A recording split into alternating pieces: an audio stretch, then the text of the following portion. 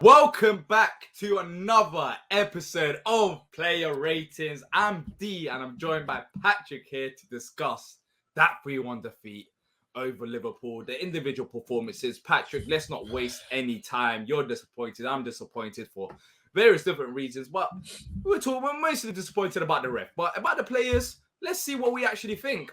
Let's start off with the goalkeeper, Vicente GUAITA. He started this game. I gave him a 6.5. You gave him a 6.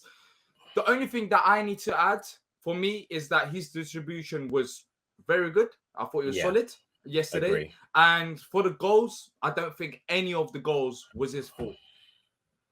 Yeah, I mean, long, accurate balls, 5 out of 8, 88% pass completion. I mean, he couldn't do any better than that yesterday. It was good. And on the goals, I mean, he's not saving Van Dijk's header ever. The second goal we all know is offside, and the third goal was a joke. So no, he played as well as he could have played. So no problem with that. I mean, I probably should have been a little bit higher than 6, but I'm still in a bad mood. So sorry, Vicente. Joe Ward, we both gave him a 6 as well. What did you think about his performance yesterday? I mean, they did get in behind a couple of times. Elise was trying to help him out. Do you think he struggled a bit with the pace and maybe with the overload? Or was it just an average performance? No, I thought it was fine. I mean, it's hard to deal with the way that the Liverpool fullbacks push forward. It's hard to deal with that. He actually won 10 duels. I didn't realize that. I thought he played pretty well. I mean, again, my complaint about him is the same we always talk about, is just getting forward more. But neither him or Mitchell got forward a lot yesterday. So he was solid. I mean, I think it's definitely improvement over the last couple of matches. But no, I got no issue with Joe Ward yesterday, honestly. But good as he could play yesterday. We don't want to go over the improvement and then next week talk about exactly. He had a normal performance, nothing to really add there. But let us know what you guys think about not Joe Ward. I want you guys' opinion about this man, Joachim Andersen. I gave him a 7. You gave him a 7. Look, his rating wasn't high for me to go rave on about, oh, he was an 8.5 out of 10. But the one thing that I like Patrick, and the one thing I want to talk about for him, is that in the air, I'm seeing improvements. I am seeing the improvements that I desperately, and not me only, we desperately wanted and needed, because he looked so shaky in, set pieces, balls over the top. But yesterday, I know they didn't have a big, tall striker, but I thought he still dealt with the aerial duels well. He timed it perfectly, and he didn't look out of place. Do you think he's improving as a defender lately? 100%. 100%. I looked it up this morning. He won 9 duels. He had 7 headed duels won. That's the 4th most in the Premier League this week. The only person that had higher, or a couple of had higher, but the highest was Chris Wood, 15. So aerial duels is getting much better. Top 6 though.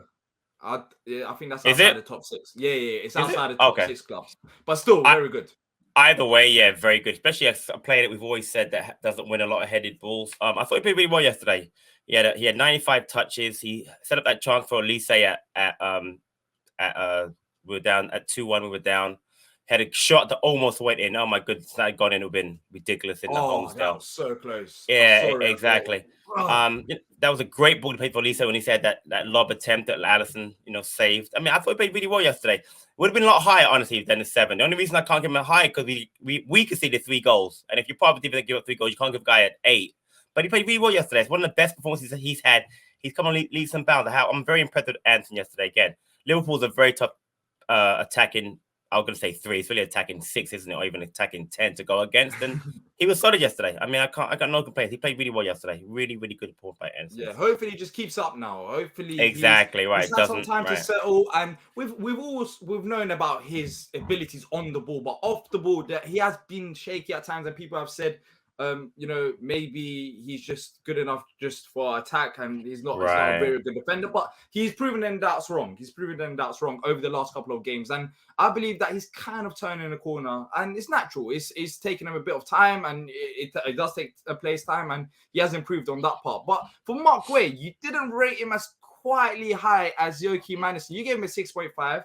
I personally rated him as high as Andersen. What was the reason for that?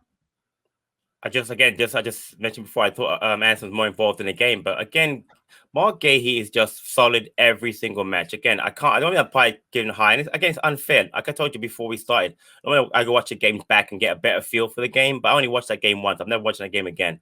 I'm not watching a highlight. I can't. But no, GUEHI was solid yesterday. I mean, I can't really say that Yeah, 77 touches, 89% pass completion. He's Wasn't bad, yeah. again very solid in the back. Firmino, Jota never really troubled him. None of the goals I could actually point to him. Even going back to Anderson, Anderson was at fault for the if you want to say for the Van Dijk goal, because he and Schlupp decided to let him go. So again, GUEHI probably deserves the 7, but again, because we gave up 3 goals, I can't give anybody on a defense a high mark when he conceded 3 goals. But again, there were none of them at fault. But GUEHI again with Anderson just coming on leaps and bounds, getting better every game, and I love that partnership. Yeah, Tyreek Mitchell, we rate him very highly at back of the nest. Gave him a 6 for this game. For me, the reason for my rating is maybe we gave him the ball a bit too. I don't know how many touches he actually had in the game, but he didn't look comfortable in the Liverpool press. He didn't look comfortable, especially in the first half. In the second half is a completely different story. He didn't look as comfortable in that game. I guess defensively he wasn't as that bad. But on and off the ball, it wasn't quite the Tyreek Mitchell that I've seen. And that is my reasoning for giving him a 6. But what did you think of his performance yesterday? Do you think he struggled because of us struggling as a team? Because no one was really comfortable in that first half, especially in the first 25 minutes on the ball. Do you think that's the reason why he struggled? Yeah, well, he had 54 touches. He had less touches than Joe Ward had. And he only had 1 cross. Mitchell just didn't get forward. But again, when you have Robertson and Alexander-Arnold pinning you back, you can't get forward as a left back and a right back. You're not going to get forward. So both our left and fullbacks were pinned back. So again, I thought it was solid. I feel really bad for him on that second goal because, like, we can talk about it now. There's no way that he can leave Firmino, who's offside clearly, and then behind him is Oxlade-Chamberlain for the goal. He was caught out. I mean, I would like to have seen Olise back there, but again, I think that was the time, and I noticed that Olise and Edouard had switched sides. So it was a tough situation. But again, you can't blame him for that situation. So again, he got a 6 on again because we gave up 3 goals as a team yesterday. But I thought he was solid. He just didn't get forward enough. But again, that's not his fault. It wasn't the game plan. The 4-3-3 first half did not work. When we switched 4-4-2, we were much better. So I can't blame Tariq yesterday. But again, Liverpool's front 3 is very difficult to play against. So as good as he could play yesterday, he did. It was another referee fault. Let's just say that, and VAR fault with that goal. Yes. If they did call the right decision, which it should have been offside, then that goal wouldn't have counted. And different game. Yeah. Game. Let's not talk about that guy, Kevin Friend. Conor Gallagher. Moving on to the midfield. Surprising 6 for both of us. I thought yesterday the midfield in general was it was weak. It didn't work out, especially in the 4-3-3. Because I just don't think them 3 just work out well together. We've seen it in previous games. But for me, Conor Gallagher in this game, maybe it was a bit too easy for players to go past him. As I said, it was not really a Conor Gallagher issues. We're going to talk about Will Hughes. But anything you want to add? Is there anything really to add about Conor Gallagher's game yesterday? It was just that I think we got overrun in the first half. I think him, Hughes, and Schlupp, it didn't work out. The 4-3-3 with those 3 doesn't work. I like the 3 of them individually very much, but as a 3, it never works. We went to the 4-4-2 and moved Schlupp out wide. We were much better in that game, and then Gallagher got more involved. I mean, and he should have scored a goal. Let's be honest. At least they set him up for that goal right on second half started. We're right back in the game at 2-1, and who knows what goes on from there. But again, Gallagher always plays well. You can't critique him. But yesterday, again, I'm just looking forward to him to play in a midfield that involves Maka again, because he needs help in there, and he gets forward more when he's in the midfield with Maka. He doesn't get forward as much when he's playing with Hughes and Schluppy. So again, a solid performance by him, but nothing overall spectacular. Yeah, and the same goes with Will Hughes. Yeah, as well. Gave him a 6 as well. He lost the ball quite a bit. He tried to help out Tyreek down the left hand side because, as you said, Tyreek had one of the most touches. But when he was on the ball, what went wrong, just going outside the individual performances for me, especially in the first half, is that we tried to take too many touches, and Liverpool didn't give up. They were just on us straight away. And I think with Will Hughes, I'll try to get it right now. But in terms of possession lost, the amount was he had 46 touches, and the possession lost about 10 times, which doesn't sound like a lot, but for midfielder it is. Yeah. So 46 touches, 10 possession. Yeah, he struggled at times with Liverpool press yesterday, but it really goes down to having, as you said, one of GUAITA or Maka back, and then with Gallagher and Hughes, we get to see the best of them. Even though without them, they've still had some good performances, But if you want to get the best out of the squad, the midfield is key, and GUAITA and Maka are also key as well. But the scary thing about that is, which is a conversation for another day, you can't be relying on 32, 33, 34-year-olds that much. So yeah, you're right. That's a video. That's a conversation for another video maybe. SCHLUPP. So we can analyze SCHLUPP. We gave him a 6.5. We gave him higher than Gallagher and Hughes, and we've talked about it in the past. Where is Jeffrey SCHLUPP the answer in midfield? And I've said no, and you said no. Right. Well, the reason for the 6.5 for me is second half. not his midfield performance, it's actually his second half out wide. Do you think this was the last game that we're going to see SCHLUPP in the midfield three?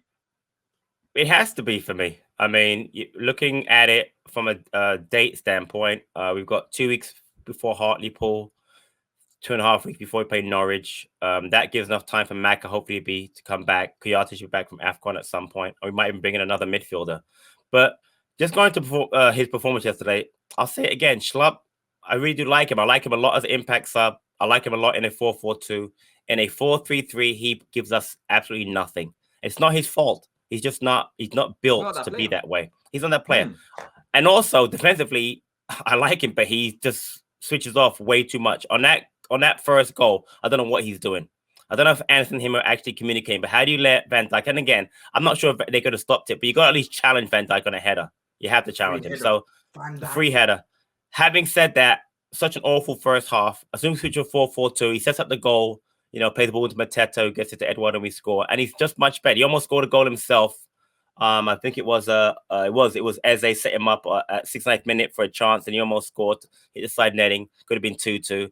Much better. And I think he knows that he's better in a 4-4-2. But I had to give Vieira credit when he picks him. Yeah, by the way, yesterday he had no choice but to pick him yesterday. He can't pick Luca. He's not picking Gyro. So I get why he picked SCHLUPP. Problems. Yeah, that shows we've got two midfielders there that are not included. So we've got one's playing right now against Liverpool in the 23. So I mean, at that point, either we wait for Maka and GUAITA, or we buy someone in this window, which I don't think we're going to do. So going back to his performance, I think again it's a tale of two halves, and he was much better in the second half. Again, a shame he didn't score that goal. But if he can play in a 4-4-2, play him all the time. But in a 4-3-3, please leave him on the bench. Just please. The thing is, I don't see us playing 4-4-2 just to include SCHLUPP in the team. So this might be the last time he starts for us, considering that we have a break as well. And Wilf hopefully should be back soon. And also Jordan Ayew's back as well. So I honestly think this might be his last start. And next player, my man of the match, and I think your man of the match as well, Olise. I gave him an 8. You gave him a 7.5. Before the game, we asked on our social media channel, on Twitter, we said, who would you rather start, Jordan Ayew or Olise? And lots of people did say Ayew because of him being able to track back and help out, Wardy, which has struggled at times defensively. But in this game, we're going to talk about Olise attacking, but going back, Olise was tracking back as well. And that's one area which bugged me, because I understand Jordan Ayew. It didn't bug me as in his performance yesterday, but when we was talking about Olise, ever since his join, he doesn't track back like Jordan Ayew. But you haven't seen him do it. You haven't seen him do it. He can do it, and he has to learn how to do it, because you can't rely on Jordan Ayew for 38 games a season.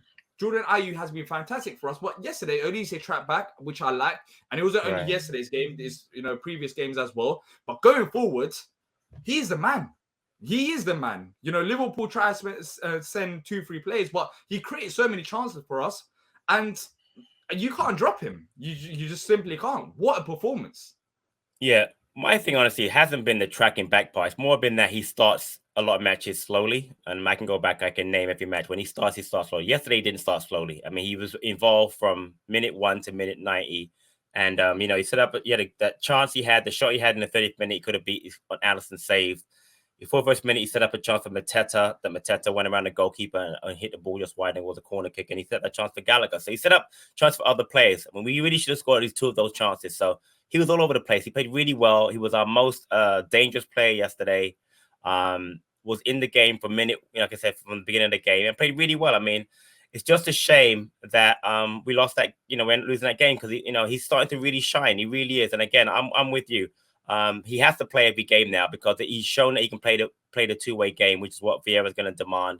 He's very visible as a 4-3. My only issue is that, honestly, that's the side that Wilf would like to play on. And I hate to say, I don't think you can put Wilf on the other side, but you might have to. But at some point, if we have Wilf, him on each side, we're going to be very, very dangerous. Do you think in the long term, Olise could be Wilf's replacement? I actually do you have to see more from him? I have to see more of him, but I have to see Olise get more of a freer role, meaning having more inside. I don't want to see him a pigeonholed out on the right hand side, even though he can cut in. I don't want to see him. I see him play for Reading. He's very good if you give him a free role and let him create from kind of what we talk about how Eze wants to be at some point. But yeah, I can see him being an important cog. I don't think he can necessarily replace Will, but I can see him being a very, very key player for us going forward. And he went through at times. I think it was in the first half where he wasn't getting the ball enough, and he just went through the middle. Like he tried to go through the middle, tried to exactly just to get involved in the game. And exactly that's how you get the best out of Olise and players like Eze, who we're going to talk about in a second. So Odsonne Edouard, both gave him a 7. I thought he had a reasonably solid game. Nice assist from JP for that goal. Scored a goal. I'm still on the lines of Edouard is our best striker. As long as he gets a service, he will finish some chances. And I'm not saying yesterday's goal was an excellent finish. It was an open goal. But yesterday's performance for you, Patrick, he had 2 types of performances: out wide and next to JP. I know everybody keeps saying he's a better striker, and I think he will be eventually. But I'm telling you right now, if we're going to play a 4-3-3, just leave him out wide. Leave him out wide.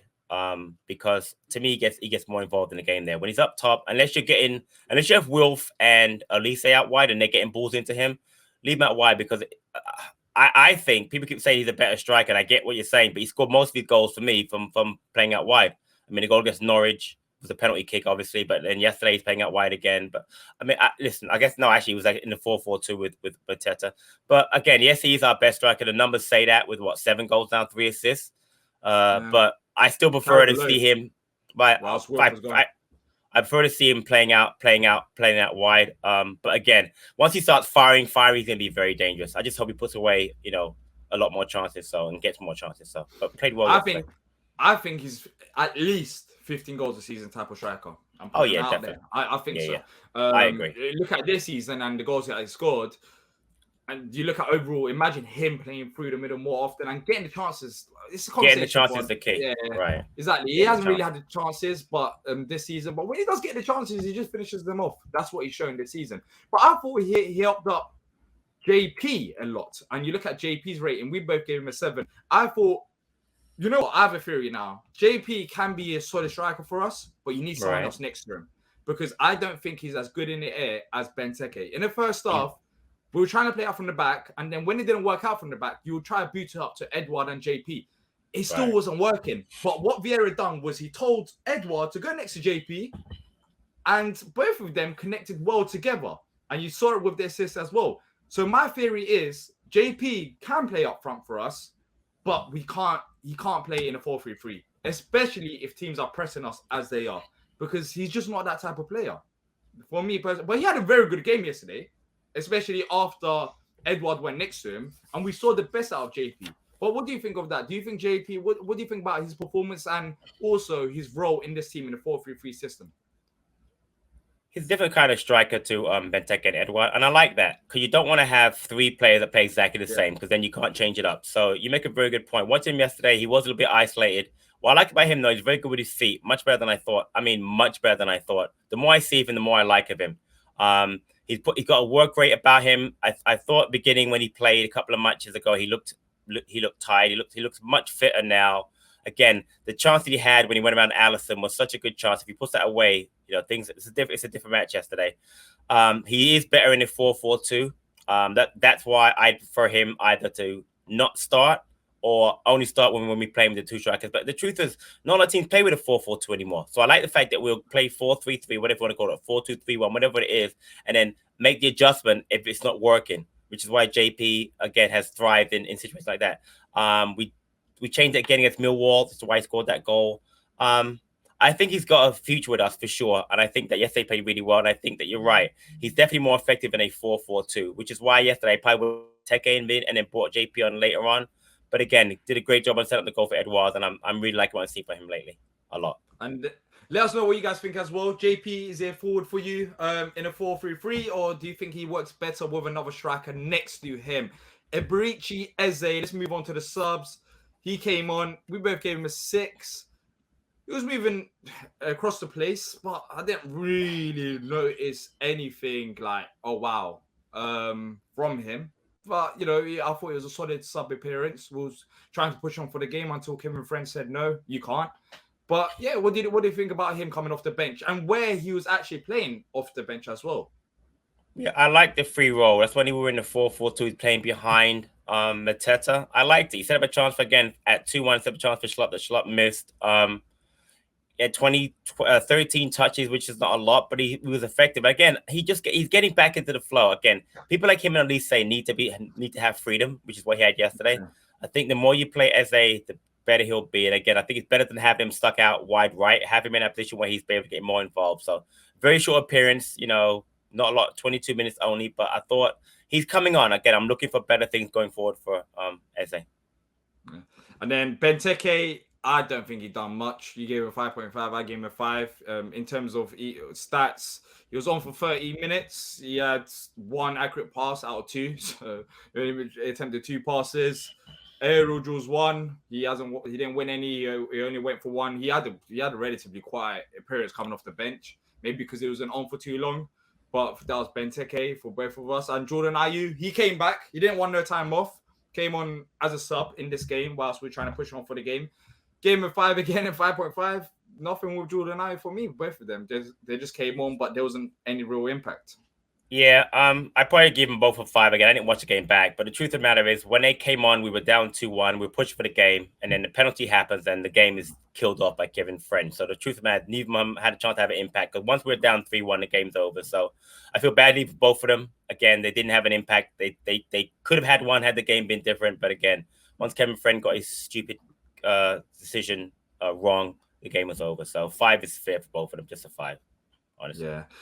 Well, look. That's it for this episode. As always, if you have enjoyed it, leave a like and subscribe and let us know your thoughts on our player ratings, and also send in your player ratings. Let us know what you guys thought about the performances, because I'm pretty sure some of you may be saying, maybe, I don't know, JP might be in an 8 or it might be in a 4. God knows. Everyone has different opinions. But so send them through. Let us know your thoughts on all of our ratings. And until next time, up the Palace.